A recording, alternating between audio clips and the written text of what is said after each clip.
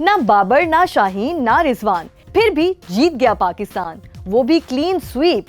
King Babar Azam और साबिक captain Mohammad Rizwan की अदम मौजूदगी में पाकिस्तानी बैटर्स ने T20 सीरीज में कमाल ही कर दिया और तीनों मैचेस में स्कोर 200 के आसपास रहा। पावर प्ले में हर दफा 50 का हिंसा उबूर किया और शॉट्स में भी वैरायटी थी। Wicket keeper batsman Mohammad Haris ने सीरीज में 179 रन स्कोर किए और तीसरे मैच में सेंचुरी सिर्फ 45 गेंदों पर स्कोर की। वो एक गेंद के फर्क से हसन नवाज का पाकिस्तान की तरफ से तेज तरीन सेंचुरी का रिकॉर्ड ना तोड़ सके। सीरीज में दोनों ने तकरीबन 200 के स्ट्राइक रेट से बैटिंग की, जो बाबर रिजवान के दौर में बहुत कम देखने में आया। इसी तरह शाहीन आफरीदी की कमी भी सीरीज में महसूस ना की गई।